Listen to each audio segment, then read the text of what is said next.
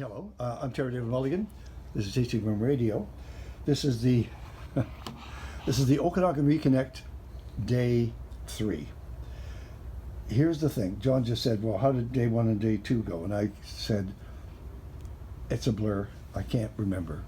I remember moments. I remember dropping things and stuff. But we wanted to start, we're now at Moon Cursor. That's our base. And I thought, okay, let's just think about the area. I thought about Inkameep, so they're going to join us today. I thought about the Similkameen because they have to be represented. You can't come to Osoyoos in South Okanagan and not think about the Similkameen Valley. And who better to come and talk about it than my friend John Weber from OROFINO. All right, how are things at home and how was your pandemic vacation? Pandemic vacation didn't really feel like a vacation, but it was it's been good, you know, like we've been holed up in one of the most beautiful places in Canada, so we could be doing a lot worse, but now that we're kind of back to normal, quote unquote, things are busy. We've got a really good plan in place. I think the tasting experience at our winery has never been better. And staff has been fantastic, and we just kind of have been able to slip on through things and not skip much. How did the community, how did the Similkameen handle it? Well, like most places, there's a whole lot of disconnect and you know, like we haven't seen much of any of our friends over the last 18 months or so as well. So, but in some respects, as a farmer, because we're largely a farming community, you know, we have a tendency to spend all of our days and our evenings on our property. So, in some ways, there's a lot of things that didn't really change that much. Like I get up in the morning and I go outside and I get to work. Yeah. And I don't travel anywhere. We don't, you know, like everything's pretty much can be pretty self-sufficient. So, am I your first human contact? Yeah, pretty much. Yeah. Yeah. Last night at Ned Bell's stacked to the ceiling Naramata Inn dinner, I was given the opportunity to pair my wine with my food, and I was told that there was a single bottle of OROFINO Riesling. Is it 2B? 21B. It's 21B. And I had a glass of 21B last night. Yeah, nice. That's, yeah, few and far between these days. We've, that was a 2018, I believe. That was the first time that we actually split the clones up. And, yeah, pretty fun. We've had so much great support from Naramata. The inn there, and Emily and Ned have been really good supporters. And well, Emily had 2 bottles. She's saving the other one, but 21B was fantastic. Will we see more 21B? Yeah, 2019 smaller crop. So in fact, we didn't split the 2 clones, and we went back to just our Hensby Vineyard Riesling. But 2020, which we just recently bottled, again we've split them into separate clones, same vineyard, side by side. Yeah, it's kind of a fun and interesting way to taste Riesling as a clonal selection grown in the same vineyard. So yeah, 2020 we'll see it again, but that's probably not until next spring. I paired it with an incredible salmon, with a fish broth jus. Whatever was underneath the salmon, I think it was a creamed, it could have been a potato, but it was done incredibly.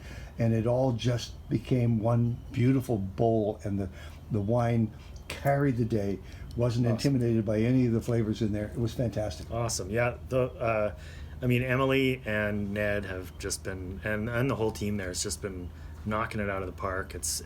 We've had the luck to visit it a few times for dinner, and just get wowed every time. And she's very thoughtful on what wines she picks up. I mean, and we're happy to give her what she wants. We've done a number of older vintages there. She's done some verticals with some of our stuff, which is, we don't just share that stuff with everybody, but when they come asking, we're happy to share. All right, so you have to speak on the behalf of the Similkameen, if it's okay Yeah, with you. sure. And you're used to that because Yeah. you're the mayor. The, did the people return in droves? Did they drop their masks? What happened after the pandemic was sort of lifted? Yeah, it was really interesting, and in fact, I remember a couple of ladies in our tasting room, our staff had said. So what Bonnie Henry said, made the announcement at 11 o'clock that morning that the restrictions were lifted, and by 4 o'clock the place was swarming with people who were just waiting to get out of Lower Mainland. And It's not just wine tasting; it's just getting out. yeah, I mean, like everybody, I'm pining for a city break, but everybody in the city's ready to get out of the city. So yeah, works both ways. And the Similkameen itself, just in context to South Okanagan, the regional pockets all the way up through Lake Country, Similkameen's place in it. What is it? Is it easy to define? Well, yeah, I mean, we are so close, but yet so different. We there's no lakes in our appellation. Our appellation's very tiny. It's this 24-kilometer long stretch of hot, arid desert, for the most part. But it also has a ton of different little micro terroirs that, because our mountains to the west are just that much higher, it really does affect heat units and sunshine hours. And so like things like that, it's just been making for really interesting places to make, very specific places to make wines, and where the Okanagan has the luxury of having a couple of hundred kilometers length to get those different micro terroirs. We seem to capture quite a bit of it in our little 24 kilometers. So it's our valley's just like, it's really maturing nicely. The infrastructure for tourism and for locals is just like really coming on with, beautiful, really good restaurants right now. Like Row 14's killing it, and there's super nice places to stay. There's been a couple of really great little cafe / organic groceries open up in our neighborhood in the last 3 months. So like lots of really neat places to get good food, good coffee, and of course good wine. And of course, some areas of the province didn't adapt well to the heat dome. I'm thinking that Similkameen, which is constantly a hot place from spring to fall, might have gone heat schmeat. Or what was it like? Oh, I haven't seen it like that. We've been there for over 20 years now, and we haven't seen anything like that. It's unfortunately, a number of the apple orchards have got apples burnt up, cherries struggled. It's been tough, especially for soft fruit. And I know South Okanagan, the same thing. It's been a tough year for them because of the heat. Grapes tend to like the heat, and unfortunately, we're on drip irrigation, and grapes in general don't need nearly as much water as soft fruit to stay healthy and continue on their way. So we've managed to get the vineyard. It's survived beautifully. Actually, I think it looks terrific right now. All right. What's the most popular pour in the tasting room these days? Well, the Gamay Bubble that we did, the Few and Far Between series, which is kind of tasting room and wine club exclusive, it's just gone over like crazy. But also, I think Gamay and the Rieslings have been super popular because of the temperatures, and it's the kind of wines we all want to drink right now. He is John Weber from OROFINO. Weber family run and own a farming community and a farming family. I asked you to bring a white and a red, and you actually did as I asked. I can't believe it. And you brought the 2019 Chardonnay. I did. I thought, for once maybe we wouldn't talk nearly as much about Riesling as we usually do, as much as we love the Riesling. This 2019 Chardonnay that we're currently pouring in the tasting room it's just a terrific wine. It's a single vineyard, 12.5% alcohol, 20% new barrel, all French, no malolactic, so really bright, fresh, tons of minerality, you know, that like saltiness that we get out of our soils. I just think it's maybe the best wine, maybe the best Chardonnay I've ever made. I said that last year about the 18 too, but like this vineyard, I think that we're picking from right now, and we control this. We farm this vineyard. Is something really great happening there. Do you want a second opinion? No. Yes. Yes, I do. What do you It think? may be the best Chardonnay you've ever made. Oh, thank you.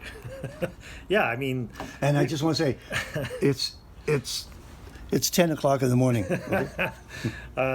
yeah, I think it's exactly what we want to drink. You know, it shows off our property really well, and you know, fortunately, it's got some really nice kudos to go along with it, like 92 points off because Gismondi last couple weeks ago and his wine of the week in Vancouver Sun last week too. So it's got a lot of momentum right now, and it's tasting great, but it'll also taste great in 5 years. How many cases?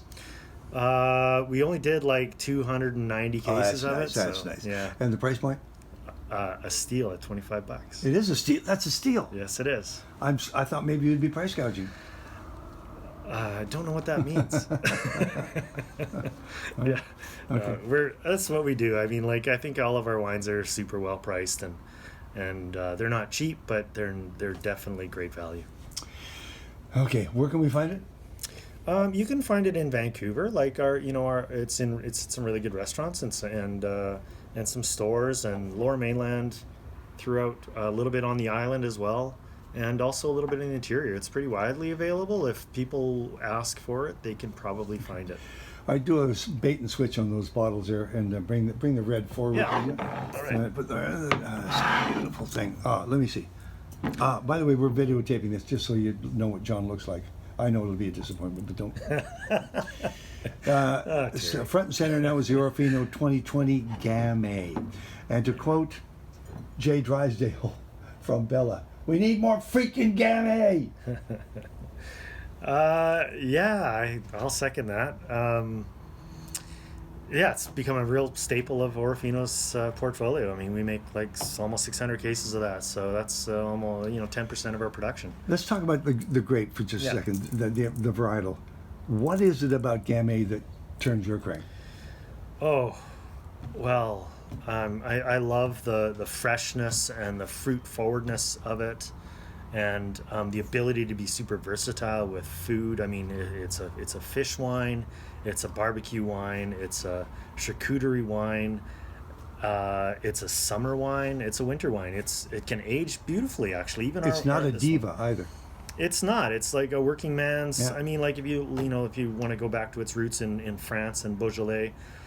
I mean, it never got any respect. Like living right next to Burgundy, which gets all the accolades. But man, like for price point and quality of wine, that region there in France is as cool as any, according to me. And I'd love to. It's a nice model to follow. It makes a great rosé. Terrific rosé, great bubble, as Jay knows, and that's what we made our bubble from.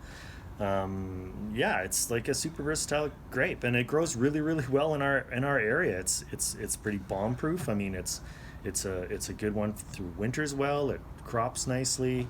It's pretty consistently delicious. And you can do a number of styles with it. I mean, we don't throw a lot of oak at it. This is done in a little bit of concrete tank and old barrels. So, and it's just pours a nice, pretty little hazy pinkish reddish, very gamay color, and yeah, I don't know, man. It's like so good. So this like shows off bright reds, big acidity, yeah, like just bright flavors, bright aromas, and yeah. Okay, here's the thing. Some people would probably be put off by the opaque nature of it. It's not looking at them like a deep, dark purple Merlot. No, it's one of the best things about this grape. I mean, we don't overly macerate it. We didn't do a whole lot of punch downs to it. We're just trying to let it shine. It's a little bit more feminine than a lot of big reds, and we like to serve it a little bit chilled. I mean, like, just actually, this is pretty perfect how we got it going yeah. on right now. I mean, like, just like 20 minutes in the fridge, bring it out, and Don't give me that room temperature shit. Yeah. Just give it to me chilled. yeah, and it pairs really well with 40 degrees. We found out this year. So, yeah, Gamay. Wow. Love it. Gamay. All right. How many cases of the Gamay? Like close to 600. This comes from 3 different vineyards, including ours, the Celentano vineyard and the Much vineyard, all in Costin proper. And the price point on the Gamay 2020? $23. Nice. Yeah, I mean, just like drink it. It's wine. Drink it. Yeah, just drink it. It's nothing precious. It's nothing super fancy. But man, it's just delicious and versatile. Any payoffs for cellaring it? Yeah, surprisingly, considering, I mean, like we in our cellar, we've got some of our wines, our Gamay, going back to 2008, but like, let's say 2013, 14 right now are pretty damn delicious, and surprising considering it's not a big tannic thing, and there's not a lot of alcohol here. We're talking under 13%. So like some of those things that help wine,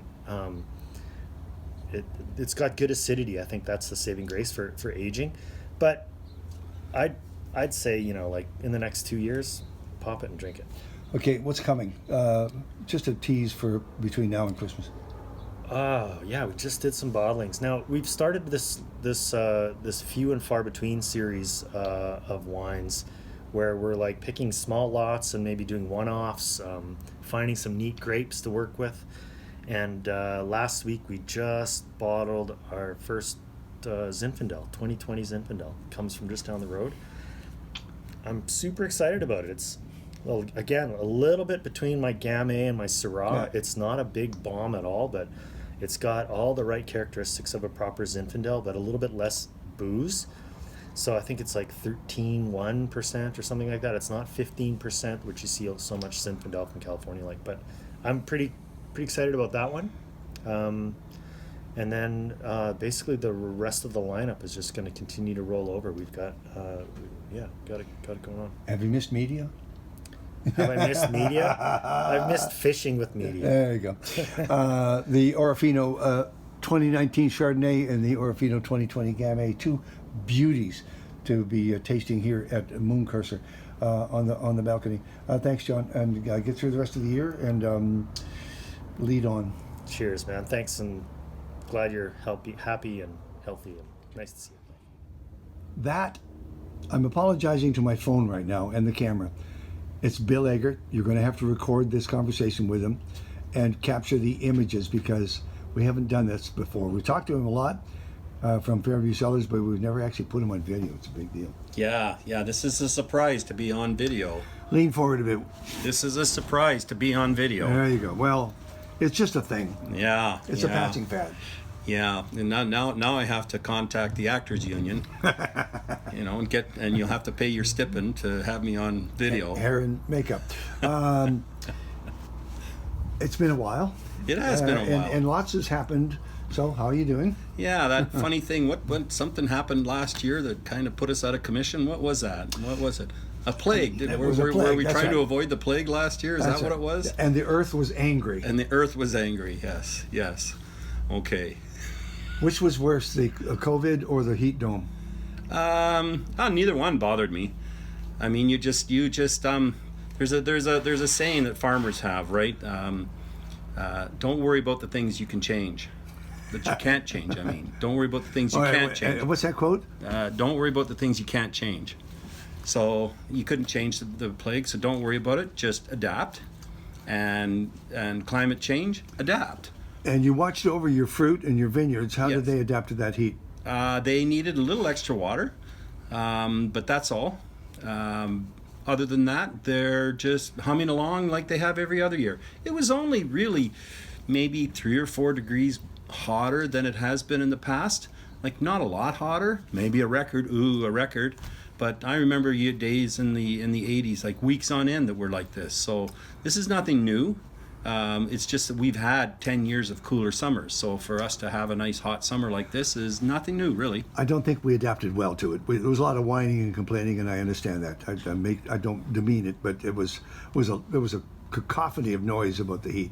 Yeah, well, people like to wine. You know, it makes them feel better, right? I mean, I wine all the time, you know? You do, actually, and you make no regrets about it. Yeah, no bones about it. I'm going to wine if I see something that I can change. If I have if I have the ability to change something that I think isn't right, then yeah, then I'll wine. You bet I will. Could I ask the question, what would you change about the valley right now? I think there has to be a real serious sit down with everybody, all the departments, all the government agencies to discuss water. A new Water Act came into being in 2016, and it's now rearing its ugly head, and it's not working, and it needs to change. This is serious stuff. You know, this is remarkable because we are, if nothing else, we are blessed with water in Canada. We have flowing rivers that go in lakes and snow and whatever, and people go, why are we talking about water problems in Canada? We got more water than we know what to do with. We're surrounded by it, and yet we're going to have to deal with it. Well, we do, and it's not that the water supply has gone down, and it's not that we've achieved the maximum level of use of water. It's just that the parameters in this new act have changed. So there's different parameters out there that they're using, so that all of a sudden now we're in a drought. Whereas, you know, we've had conditions that were way worse than this in the 2000s and in the 1980s, the 1990s, that were way worse than this, and you know, where you had 4 or 5 years of weather like this, and it took to the 4th year before you started to be concerned about drought. Now it's happening in the 1st year, and the only reason that's happening is because they've changed the definitions, so the parameters are different, and that is serious stuff. How are things at Fairview Cellars? They're humming along. I have a general manager, Danielle Hutton is her name. She's doing a lot of the bookwork for me. Learning how to grow grapes, learning how to drive tractors and forklifts. She's taught me a lot about marketing and sales, and now we're online. We have online sales. Ooh, you know, nothing. I mean, all this new modern stuff. You know. And do you have to be kind? I try to be. I try my best. How hard are you trying? I try really hard. It doesn't always come out that way. Sometimes my mannerisms are not really expressing how I really feel. It looks like I'm actually more miserable than I am. How is the wine business? I for example, I know that everybody had to shut down their tasting rooms. Did you have an online presence that worked for you? Yes, and we never did shut down our tasting room. We brought it outside. We did social distancing. We set up. Well, Danielle. I'm saying we, but Danielle set up by appointment. So we had one group at a time come in, and we went from there. So we were open all the time. At first, it was just for pickup. There wasn't even tastings, but we had already moved to new glasses for everybody, so we didn't have to worry about washing glasses anywhere. People would buy the glass, and then they would do the tasting, so it was their glass. So we got past that hurdle as well. At the same time, there was a lot of things that kind of that melded together to change the way we do things in the tasting room, and the plague actually just pushed things a little bit faster forward, but it's all worked out for the better. This may seem a throwaway session for Bill Eggert, Fairview Cellars, but before we get to the wines, I'm going to ask you this because you change a lot. Have you changed as a winemaker since I last saw you in the last 3, 4, 5 years? I'm a man, but I can change if I have to, I guess. And have you? As a winemaker? Well, I mean, every year. Yes or no? Can I answer the damn question? Oh, God, now you're starting to sound like a politician. There you go. Or was I sounding like a politician without the yes or no? Yes, of course. Okay. Have you changed as a human being? Yes, very much. Is it reflected in the wines? That's a good question. I'd have to leave that to others. I don't do a lot of tasting notes in that. Your wines have character. Yes, that's what I'm saying. Yeah. So are they the reflection of me in the wine has changed? Maybe. I would have to hear that from other people though. All right. Now, I asked your people, your marketing people, When you they get did, off the did tractor, you? I said, could you please advise Bill to bring a white and a red from his vast portfolio to share with this audience. And I'm thrilled to see the Sauv Blanc, except I am absolutely astonished to see it's a Sauv Blanc Semillon 2020. Yeah, yeah. Why are you astonished? Because I hadn't ever seen a blend.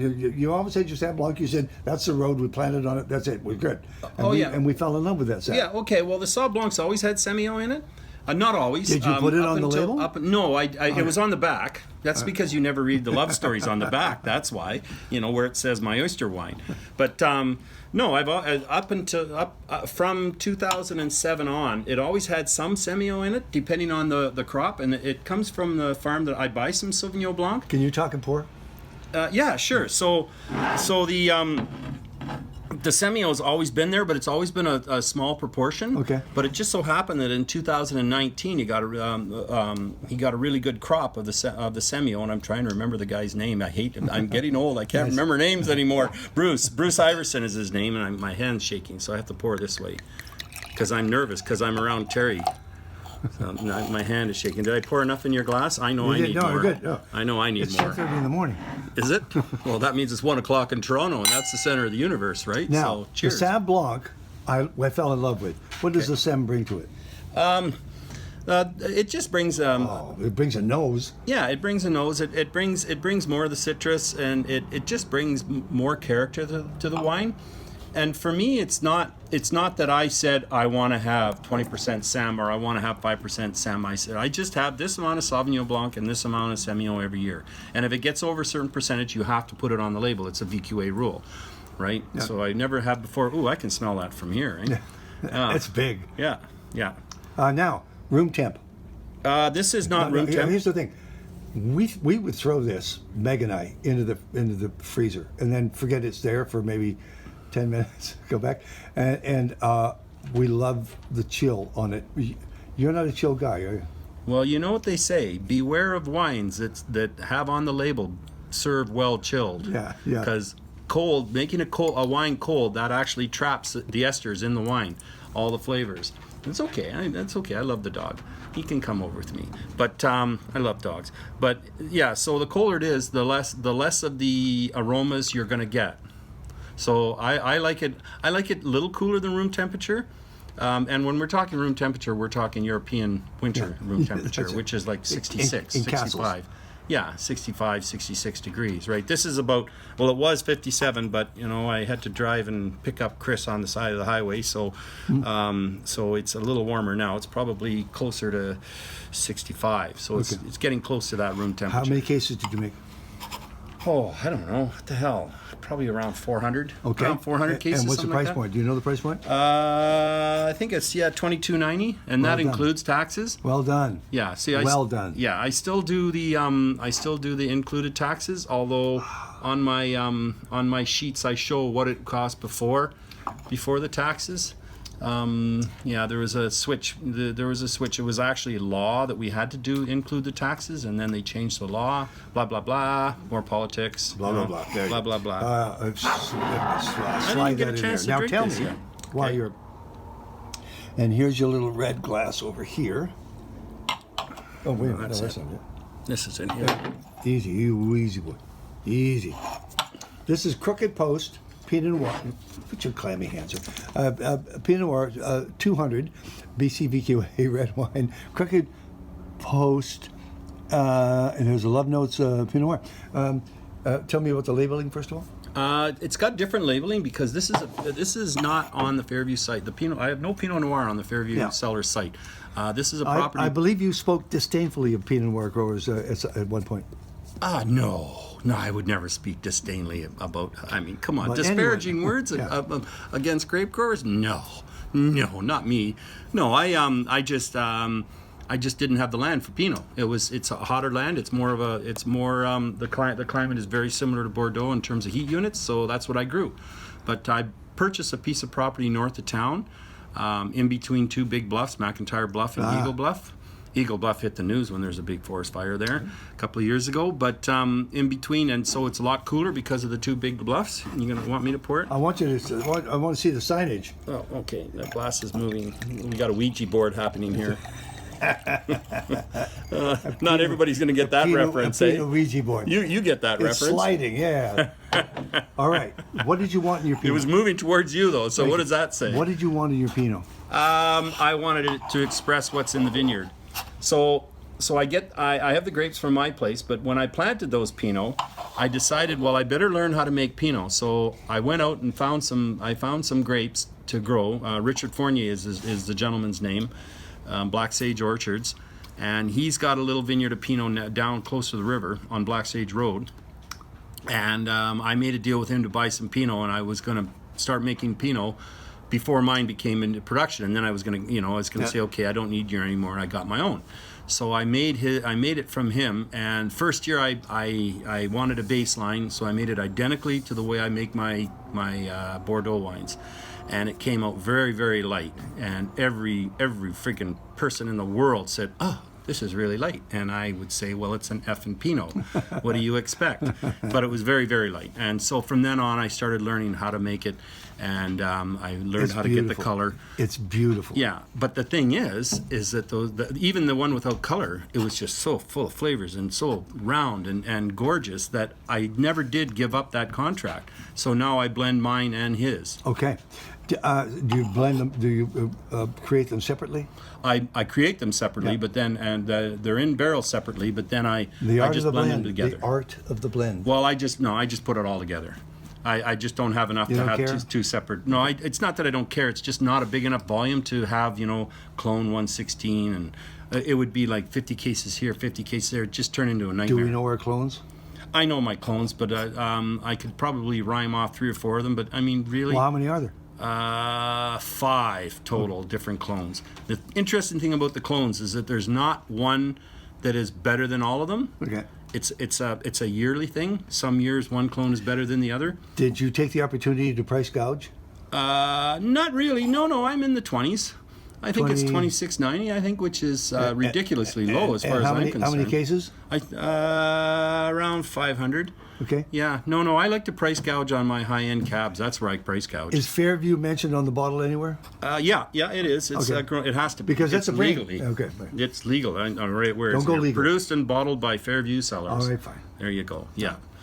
Congratulations. Yeah. So the reason it has a different label is because it's a totally different vineyard, and someday it may end up being its own winery, and so it already has its branding as a winery. If that happens. When we do this next time, can I come and visit and sit in the cabin? Well, I would much prefer that, as long as you don't ask me to play the piano.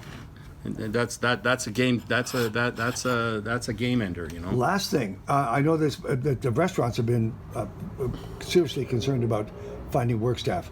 How about you? Have you found some really crack people? No, it's been very difficult as well. I managed to get my work done, and thankfully I did give up that one vineyard. If I hadn't given up that vineyard, I would have been way, way behind. People they're here, and we go to talk to them. And what's your tasting room staff? The tasting room staff's been fine. I got all this riffraff, they come from here and they come from there. You know who they are. And no. No, the tasting room staff is awesome. Danielle's taking care of that, and it's split up. They're all people that are retired, semi-retired, so they don't really need the job, but they're happy to be out there. Finally, just an observation. It's nice to see you've slowed down. I've tried to slow down. Yeah. You haven't slowed an inch. No. Why? You slow down, you die, right? Yeah. Yeah, so I'm just going to keep going Let's hard. keep going. Let's just go. How is the description of the stock market? You climb a ladder, you climb a ladder, you climb a ladder, you climb a ladder, and then you go over the window and you go straight down. So I'm just going to keep climbing that ladder. Eh? Thank you, man. Climb All right. away. Thank you, Bill. Climb away. Cheers. Bill Eggert, Fairview Cellars. All right. Justin Hall is the estate winemaker at Inkami, just around the corner from where we are at Moon Cursor. And it's been a while since I've last seen you. And it beholds to ask the question I've asked of everybody. How did you handle the lockdown, the heat, moon, hoo-ha, and just in general for the last 16 months? Well, the most interesting part was getting married just the year before. So the first year of marriage was in lockdown. We had the honeymoon phase, which quickly went into lockdown phase. A lot of cleaning and cooking. It was pretty good, overall.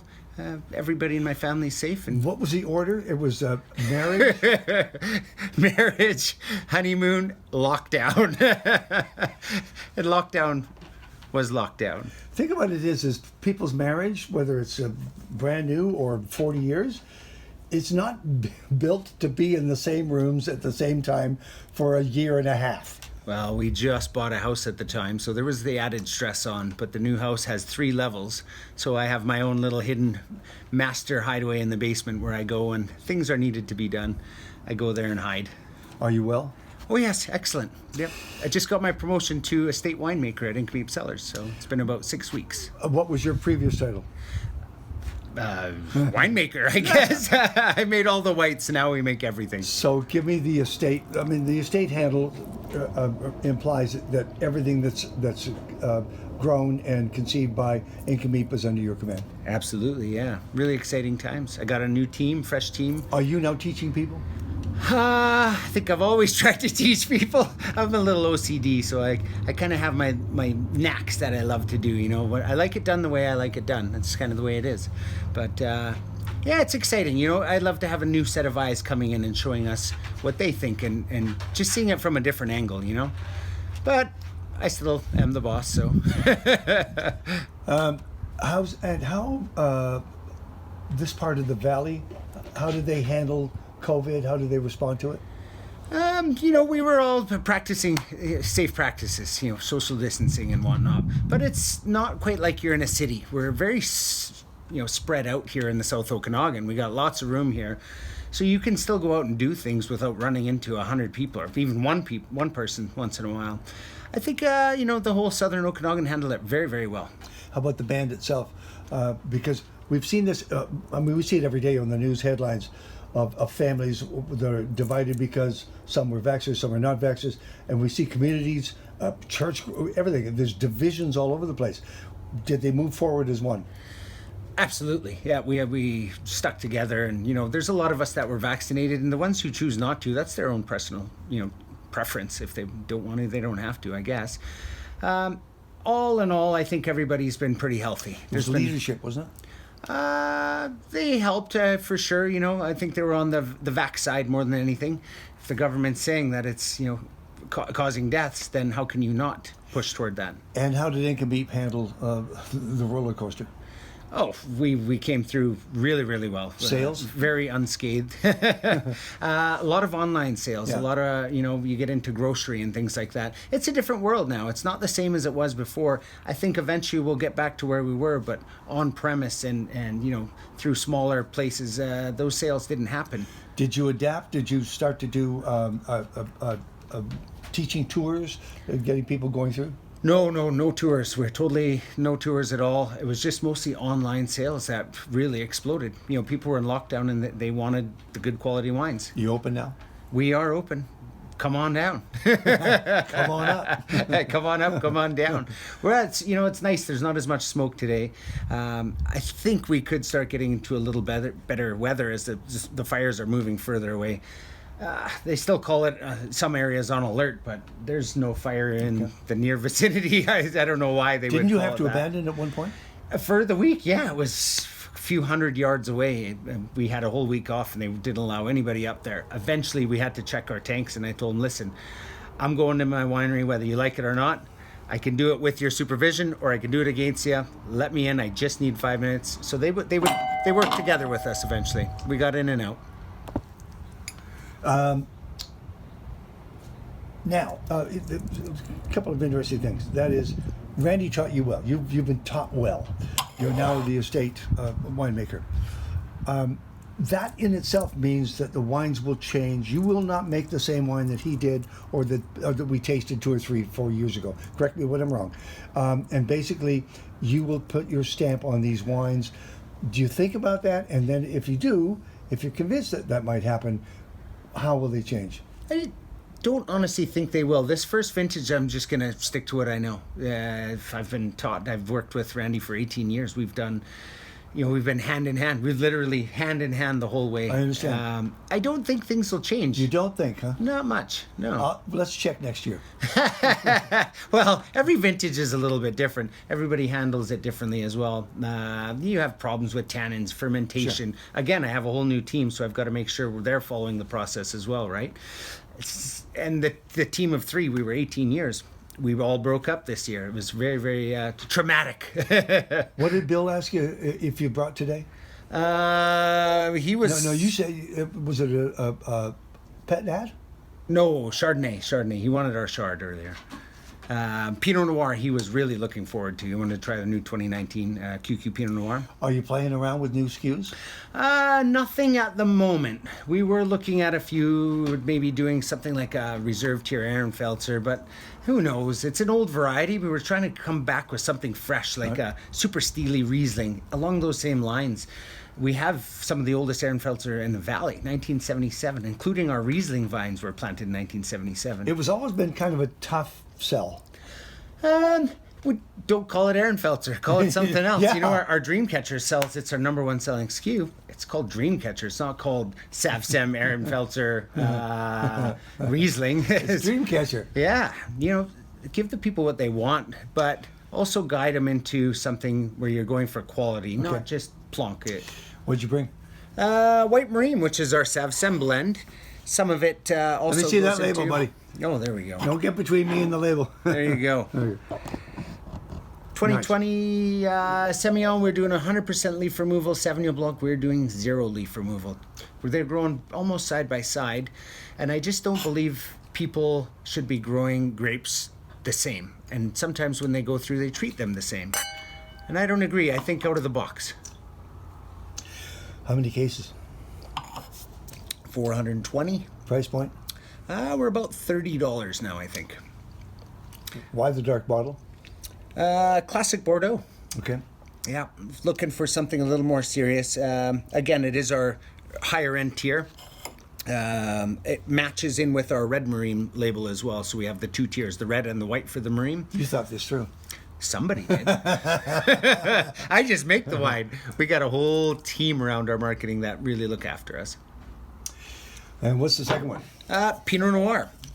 Again, this would be one of Randy's semi-final wines. 2020 would be his final vintage, but what I love the most about it is we started switching into a little bit more variety. Instead of Clone 115 Pinot Noir, we also added some 667, 777, and we're on a little bit lower alcohol side, which I really love the lower alcohol. It's lighter, but it's so pretty.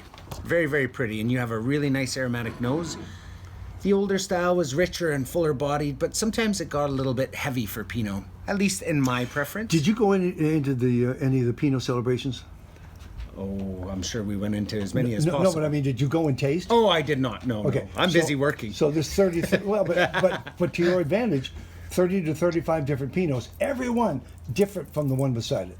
Oh, it's the Okanagan's got diversity, that's for sure. Let me see North that to color in south. that. Oh, it's a little dark. It's a little dark. That's the Southern Okanagan. Again, 667, 777 are very dark for us, anyhow. We do have a lighter clone. We tend not to use it because the body gets a little bit lighter, even still. Do you barrel separately and then blend at the end? Barrel separately, ferment separately, and blend at the end. You said 667, 777? A good mixture of the two, yes. Yep. 50-50 maybe? In the total blend, let's say a third, and then 115 is about a third. It's a beautiful wine. Very pretty, very pretty. Not so tannic that it's not Pinot Noir. It's got enough aromatics that it's still Pinot. And from the South Okanagan, that can be a difficult thing to pull off. How many cases? Oh, 800, I'm going to say. Nice. About 800, yeah. That's only one of the smaller tanks. and price point? I think we're 30 on this as well. 28.99, let's go. About 28.99, somewhere in that price range. How big is the portfolio now? Well, we've got the District Wine Village where we're expanding out, so we'll have 20,000 cases. We're making extra 2 there. Yeah. Normally we're around 18. We've never wanted to go over 18 because that's our max capacity. We function efficiently and we make good wine at that level. Yes, we could push it, but would our quality stay the same? No. It wouldn't. Now that we've got another production facility, it's small, be it, we're going to be able to play around a little bit there, I think. First year, we're just going to kind of, again, make what we know, expand on our portfolio, but it's going to be made under our brand. We're not making it at another facility. We're keeping it at our, we're going to be doing it personally. So I think that's really important. The moment you start going out and buying other wines or getting someone to make it for you, it turns out not quite to be yours. Any new plantings?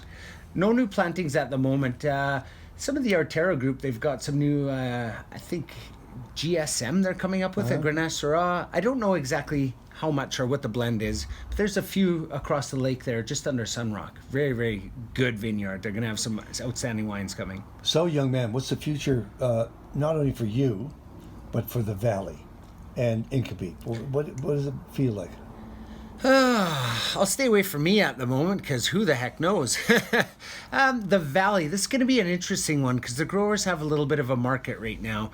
People are buying as much grapes as they can, which gives the growers a little bit of leeway to, push the limits. I think for the valley to really get to the next step is planting the right varieties in the right site. This is common knowledge. Everybody knows it.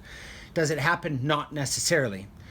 What we're going to have to really focus in on, though, is also bringing down those tonnages or penalizing growers a little bit more. Not that I want to penalize somebody for growing good fruit, but you start to lose quality over a certain tonnage. That's just proven time and time again. I think for us to get to the next level, we really got to focus on our grapes. And buying outside sourcing probably isn't going to be the way. You're going to have to purchase your land, you're going to have to grow it yourself, and you have to make... We're growing wine, we're not growing grapes. Some of the growers are growing grapes.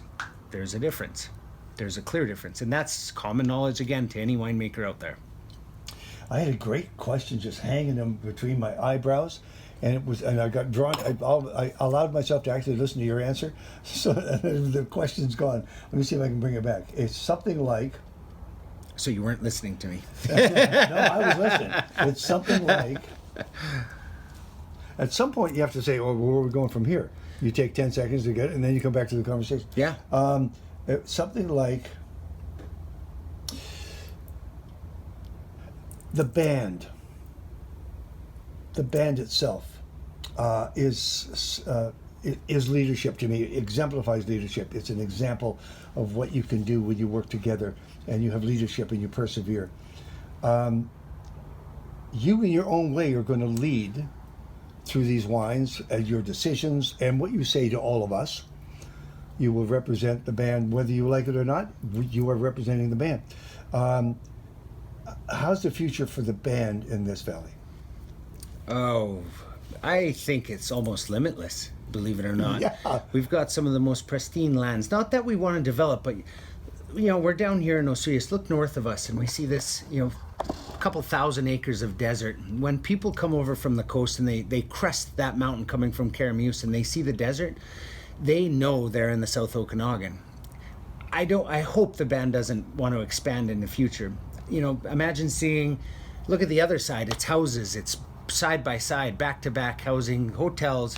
Imagine if we did that. It would kind of not be the same. It wouldn't be Osoyoos anymore. It would be just another town by the lake. I really feel that we've got this pristine and prestige area because it's so pure. Yeah. It's still the Wild West on our side of the valley. Some people like to come over and, we kind of allow them to visit our side, and we're clean up after yourself. It's really important. I feel like I'm a protector of the land. I can't stand seeing when people leave things behind. I say, hey, that's our land, respect it. If you're going to visit it, respect it. Just like I would if I came to your house. They just say, this isn't your land. This isn't your property. I say, you're darn right it is. This is our side of the valley. Yeah. Don't get that wrong. We were here first, one way or another. Yeah. But we are now here to also do handshake deals. We want to make friendships. We want to do deals with non-native people and other native tribes to progress into the future. We're not going to be stuck on the past for 1,000 years. Eventually, we've got to move forward.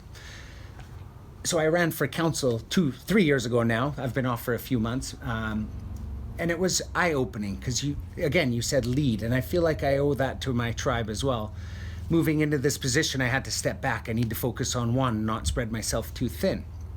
But I've always felt that, protecting our tribe and leading our people into the future is very important. And Chief Clarence Lewis is one of the prime examples of, listen, if we didn't do it, we wouldn't have Incapi Cellars. We got a hold with Don Triggs, back with Vincor, and did a little handshake. Hey, what's good for you is good for me. It's good for the goose, good for the gander. Let's move on with this. We made a great deal, and look where we are today. We have thousands of bottles with the OIB name, Incomeep Cellars, literally mass marketed throughout BC, so that we can, not mass marketed, we're only 20,000 cases, but every bottle out there is an example of OIB, and people see this and they go, wow, that's from the Osuyasini Man tribe. The possibilities are endless. The possibilities are endless. Thank you. Thank you, sir. Nice Appreciate to see you it. again. Thank you, buddy. Thanks.